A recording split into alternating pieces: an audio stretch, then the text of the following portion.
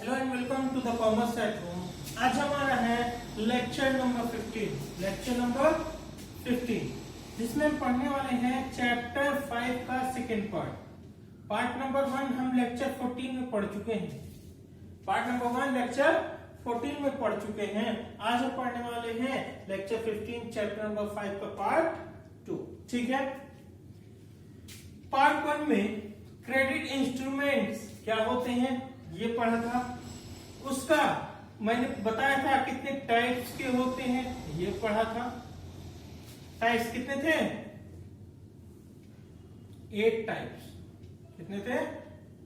जिसमें पहला था चेक्स, और हम चेक्स के बारे में तो पढ़ चुके। अब बाकी बचा जो 7 टाइप्स हैं वो आज हम पढ़ने वाले हैं और उसकी मीनिंग समझने वाले हैं। क्या क्या होते हैं, क्या क्या नहीं होते। सबसे पहला हमारा है विनिमय विपत्र, bills of exchange. Bills of exchange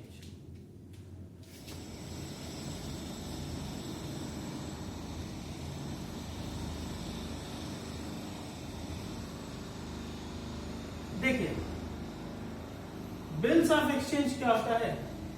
Hindi में बोलते हैं विनिमय विपत्र। मान लेते हैं एक व्यापारी है, एक ट्रेडर है। एक ट्रेडर ने क्या किया, अपने कस्टमर को, इसको मान लेते हैं ट्रेडर था होलसेलर,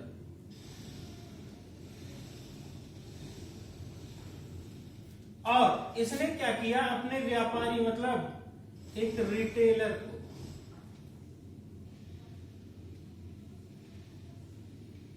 सामान बेचा, गुड्स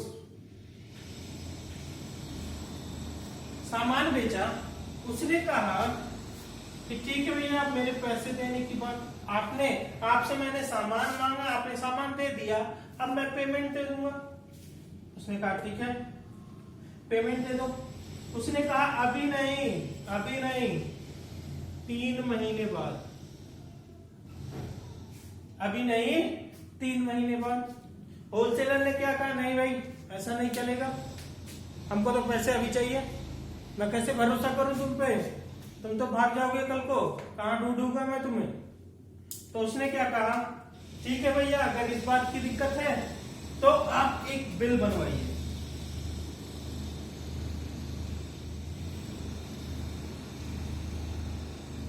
आप क्या करिए, एक बिल बनवाइए, और उस बिल पर रिटेलर क्या दे देगा, अपनी एक्सेप्टेंस दे देगा, मतलब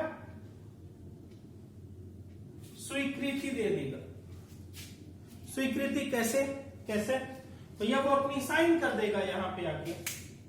और जब ट्रेडर बिल बनाएगा, ये जो बिल है जब बनाएगा, तो उसमें ये बात लिखेगा कि मैंने मान लीजिए 10 लाख,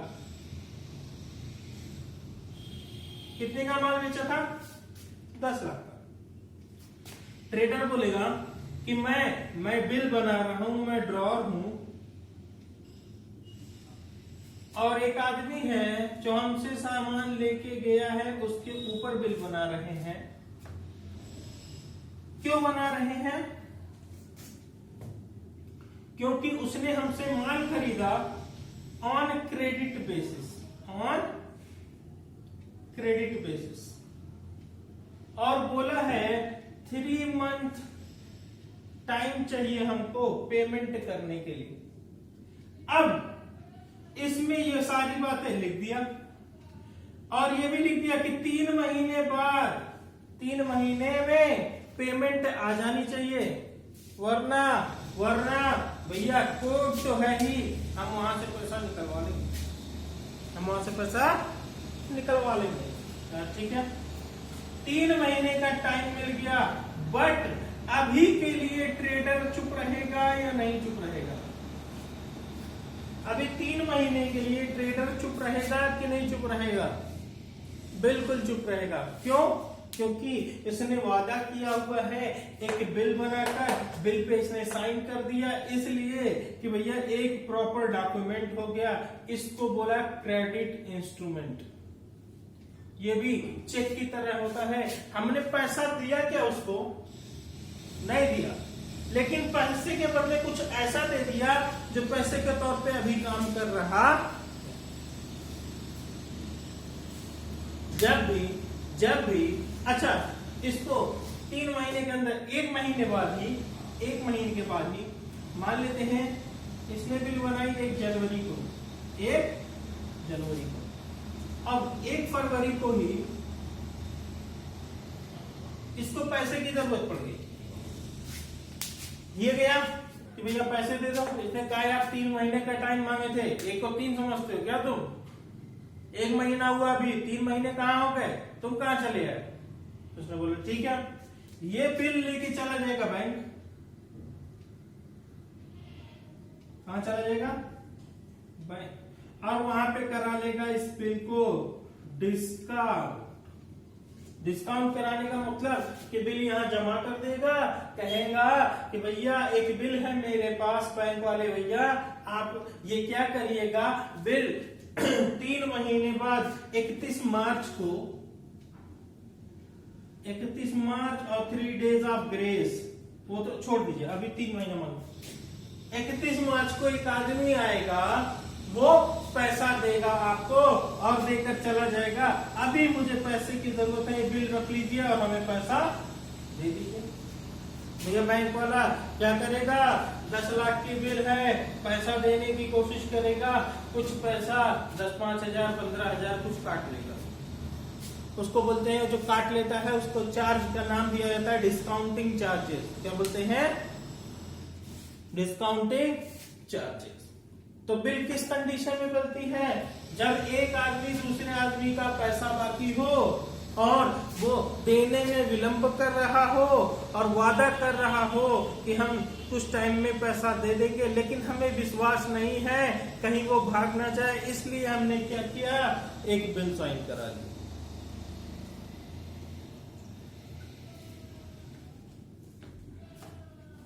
ठीक है। अभी पैसा ना होने के बावजूद भी ट्रेडर जो क्रेडिटर बनेगा, यहां पे ये ट्रेडर क्या है? पैसा लेने वाला, इसको बोलते हैं ड्रॉअर। और ये क्या है? डेटर, पैसा देने वाला। और कभी कभी ये किसी को इंडोर्स भी हो जाती है, किसी और को दे दी जाती है, तो उसको बोलते हैं पेई। ठीक है, 3 पार्टी इसमें भी होती। अच्छा सर, ये बिल्स ऑफ एक्सचेंज तो समझ में आ गई कि भैया पैसा इधर से उधर करना है, टाइम चाहिए तो टाइम उस बेसिस से मान लिया था। जल्दी कॉपी करिए।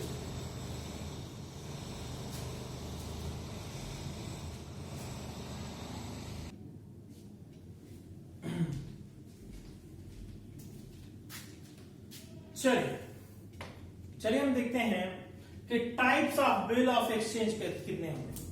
Types of bills of exchange, तो ये बेसिस के ऊपर डिवाइड होता है। कौन सी बेसिस पे? 5 बेसिस है। अगर प्लेस को ध्यान में रखा जाए तो 2 तरह की बिल होती है। पहला इनलैंड, दूसरा फॉरेन। पहला इनलैंड, दूसरा फॉरेन। सर ये इनलैंड क्या है और फॉरेन क्या है?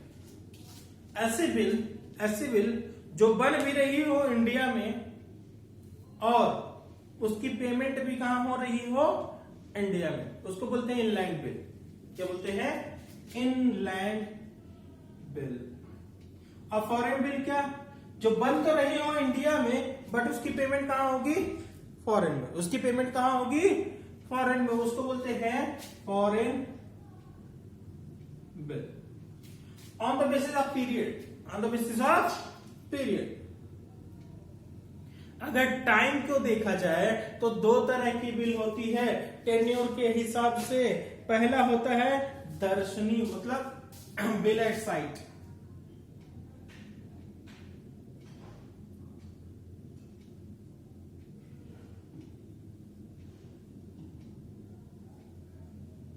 और और दूसरा होता है आफ्टर डेट बिल। अगर टाइम को देखा जाए, टाइम को देखा जाए तो उसके हिसाब से दो तरह की बिल होती है, बिल एट साइट और आफ्टर डेट बिल। मतलब क्या है कि भैया एक आदमी जिसने बिल बनाया, जिसके लिए बनाया, वो पेमेंट कब देगा, वो डिपेंड करता है कि हमने कौन सी वाली बिल बनाई है। अगर आफ्टर डेट बिल बनाई है तो एक टाइम जो दिया होगा, 1 महीना 2 महीना 3 महीना, वो पूरा होने के बाद उसको पेमेंट देनी पड़ेगी। लेकिन अगर हमने बिल एट साइट बनाया है कि जैसे उसको बिल मिले, अब उसको पैसा दे देना चाहिए, बिल उसको मिले, अब उसको पैसा दे देना चाहिए। ठीक है, तो दो तरह की, टाइम पूरा होने के बाद या जैसे ही मिलती है, दिखते नजर में आते ही पेमेंट दे दीजिए, नजर में आते ही दे हो गया पैसा। अच्छा, ऑब्जेक्टिव में दो तरह की बिल होती है, ट्रेड बिल और एक होती है एकोमोडेशन बिल।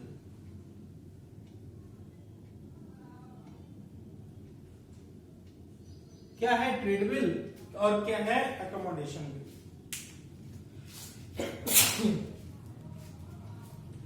ऐसी बिल जिसका यूज, ट्रेड बिल की बात कर रहे हैं, जिसका यूज व्यापारिक गतिविधि को या उधारी के ट्रांजैक्शन को आगे बढ़ाने का है।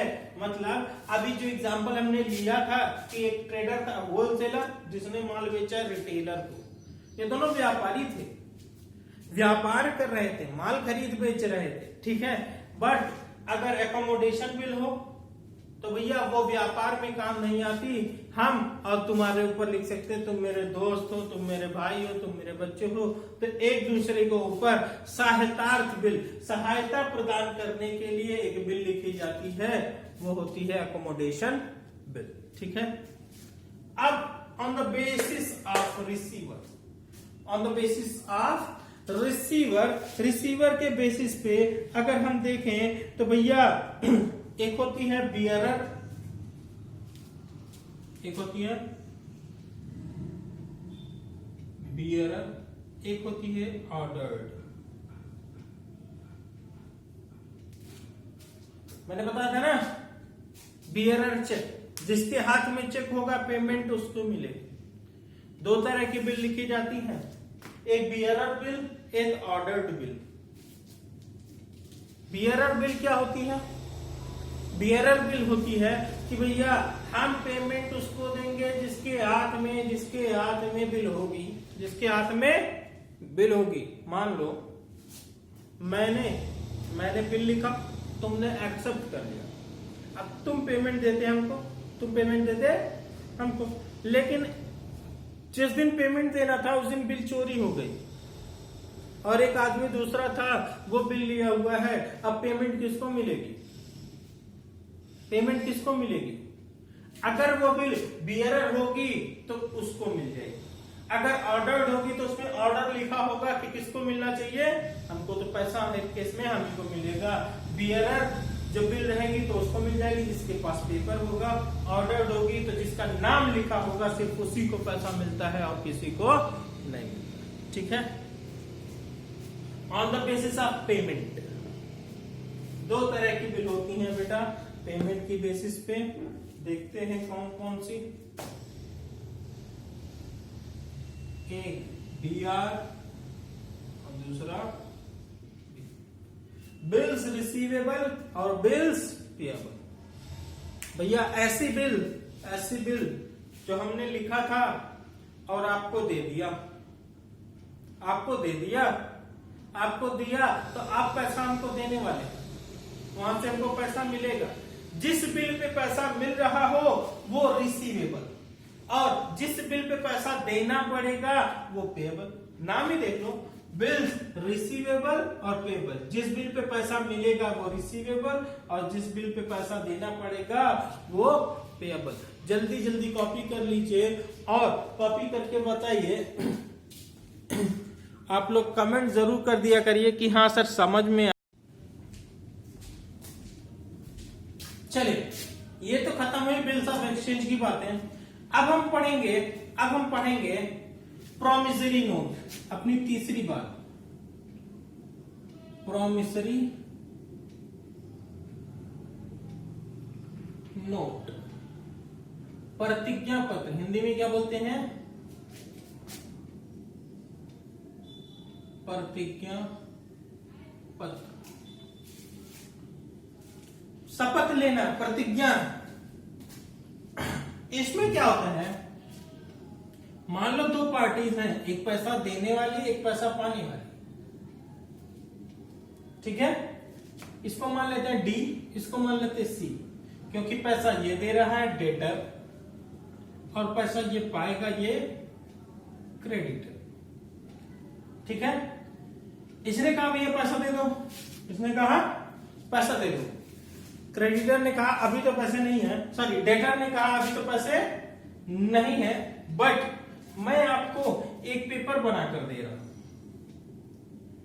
प्रॉमिसरी नोट, जिसमें की बात लिखी होती है कि मैं प्रतिज्ञा करता हूं। इसका मान लेते हैं नाम है ए और इसका बी कह रहा है कि मेरा नाम बी है, मैं प्रतिज्ञा करता हूं कि मैं आपको 1 लाख रुपए की धनराशि इस तारीख को, देखो तारीख भी लिखी होनी चाहिए, है ना, कौन देगा इसका नाम लिखा होना चाहिए, कौन पाएगा उसका नाम लिखा होना चाहिए, किस तारीख को पाएगा इसका नाम लिखा होना चाहिए। देखो उसके बाद साइन भी होनी चाहिए। मतलब यही आदमी बिल बना भी रहा है, पेमेंट भी दे रहा है और यही आदमी एक्सेप्ट भी कर रहा है।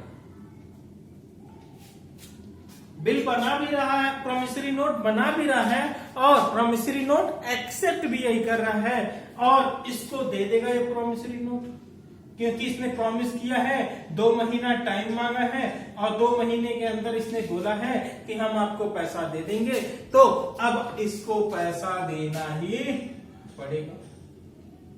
बीच में इसका कोई कहानी नहीं थी। ठीक है, इसी को बोलते हैं प्रॉमिसरी नोट। ठीक है, अब सर ये प्रॉमिसरी नोट क्यों बनती है? बेटा कभी कभी ऐसा होता है कि लोग आपस में जानकारी रखते हुए भी, एक दूसरे को जानते हुए भी ऐसा काम करते हैं कि यार पैसे का मामला है, किसी के ऊपर भरोसा नहीं किया जा सकता, इसलिए आप हमें एक पेपर लिख के दे दो।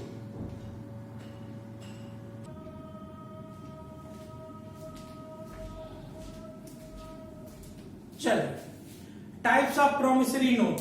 प्रॉमिसरी नोट कितने तरह की होती है? तो 2 बेसिस में इसको भी डिवाइड किया गया है। एक बिल एट साइट,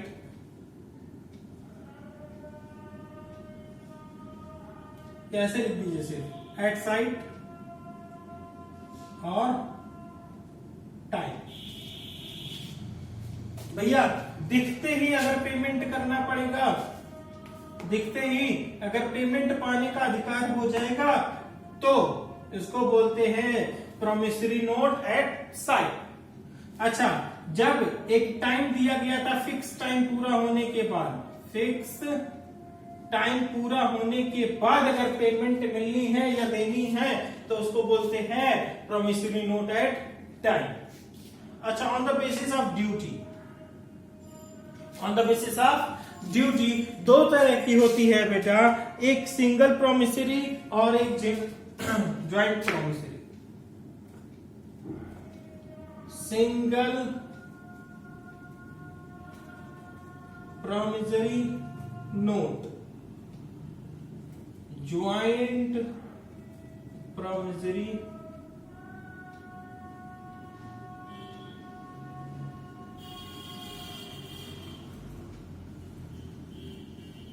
क्या है बेटा? सिंगल और ज्वाइंट क्या है? सिंगल, जिस बिल में जिस प्रॉमिसरी नोट में एक आदमी प्रतिज्ञा ले रहा हो और पेमेंट वही देगा, और जिसमें कई लोग मिलकर प्रॉमिस ले रहे हो कि हम लोग मिलकर तुम्हें पेमेंट देंगे, तो उसको बोलते हैं ज्वाइंट प्रॉमिसरी। एक और होता है बट उसका कोई काम नहीं है, आपको आगे चलते।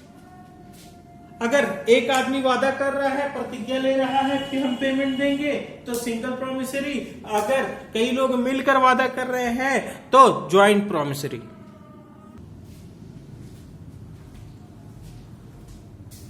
चलिए अब हम पढ़ने वाले हैं चौथा पॉइंट, हुंडी। हुंडी क्या होता है सर?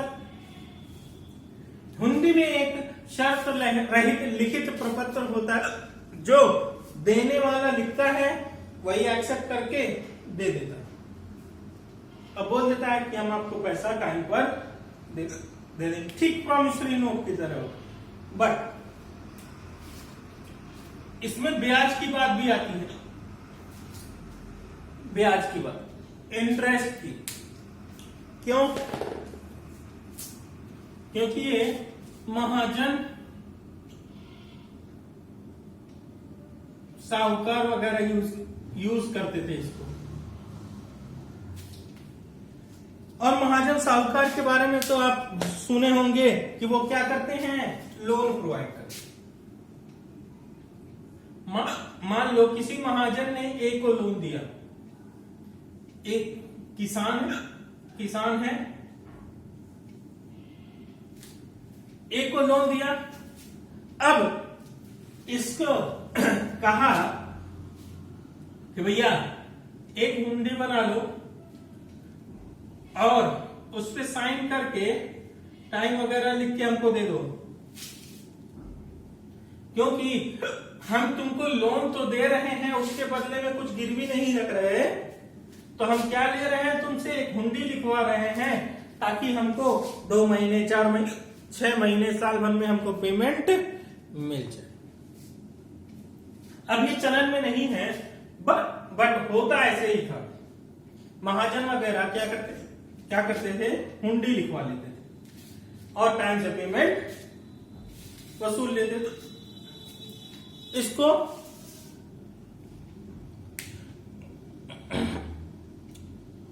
इसकी मीनिंग आराम से समझनी है, बस इतना ध्यान से सुन लीजिए, फिर आपकी मीनिंग पूरी क्लियर हो जाएगी कि हुंडी होती क्या है। कि जब कोई व्यक्ति एक शर्त रहित लिखित प्रपत्र स्वीकृत करके किसी व्यक्ति को देता है जिससे उसने कुछ पैसे लिए हों, तो उसको बोलते हैं हुंडी। और उसमें ये प्रतिज्ञा करता है, ये वादा करता है कि हम उसको ब्याज सहित पैसा वापस कर देंगे, ब्याज सहित पैसा वापस कर देंगे, उसको बोलते हैं हुंडी। अब आते हैं बैंक ड्राफ्ट पे। इसी को दूसरे नाम से भी जानते हैं डिमांड ड्राफ्ट। डिमांड ड्राफ्ट क्या होती है, मांग पर दिए होती है। जैसे चेक होता है ना, वैसे ये भी होता है। अब मैं एक एग्जांपल देता हूं, अलीगढ़ वगैरह का फॉर्म भरा होगा, तो अब तो शायद ऑनलाइन आ गया पेमेंट, पहले डीडी से पेमेंट होता था, डिमांड ड्राफ्ट से। ऑनलाइन पेमेंट लेता ही नहीं था अलीगढ़। एमयू जो है फॉर्म भरवाते टाइम बोल देता था हमारे नाम से एक बैंक में ड्राफ्ट बनवा दीजिए। मान लीजिए हम फॉर्म भर रहे हैं और हमने एएमयू के नाम पे एक डीडी बनवा दी बैंक से, 5,000 रुपए का फॉर्म था, तो 5,000 की डीडी बनवा दी। अब ये डीडी हम भेज दिए अलीगढ़ को। अलीगढ़ का इंस्टीट्यूशन जब भी बैंक वो डीडी दिखाएगा तब उसको पैसा तुरंत मिल जाएगा, तुरंत मिल जाएगा। एक बैंक लिखता है, हमारा बैंक अलीगढ़ के बैंक वाले को, हमारा बैंक लिखता है अलीगढ़ के बैंक वाले को कि भैया जब ये अलीगढ़ से इंस्टीट्यूशन से कोई आदमी आएगा तो उसको ये बिल का डिमांड ड्राफ्ट का पेमेंट दे दीजिए। डिमांड ड्राफ्ट का पेमेंट उसको दे दीजिएगा, ठीक है। उसको बोलते हैं बैंक ड्राफ्ट या डिमांड ड्राफ्ट। बैंक ड्राफ्ट इसलिए क्योंकि एक बैंक दूसरे बैंक पर लिखता है, इसीलिए उसको बोलते हैं बैंक ड्राफ्ट। और जब मांगा जाएगा तो उसे पेमेंट करनी पड़ेगी, इसी वजह से उसको बोलते हैं डिमांड ड्राफ्ट, मांग पर देय।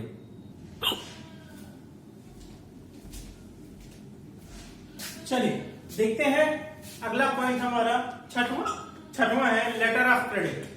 क्या होता है letter of credit?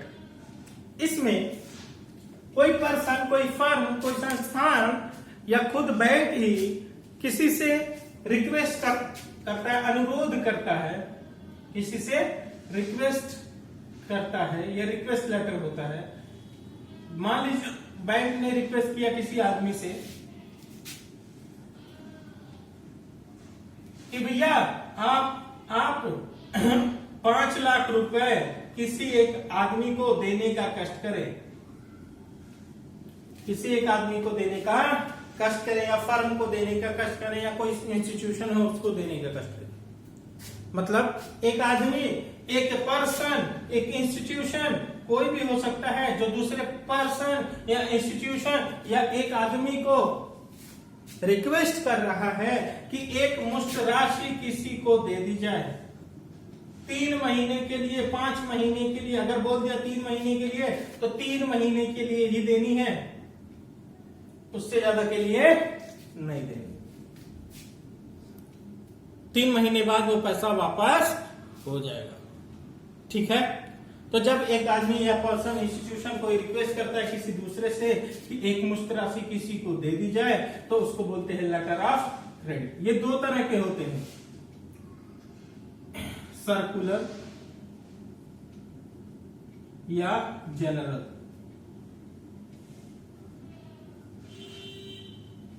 General letter of credit या सर्कुलर लेटर ऑफ क्रेडिट।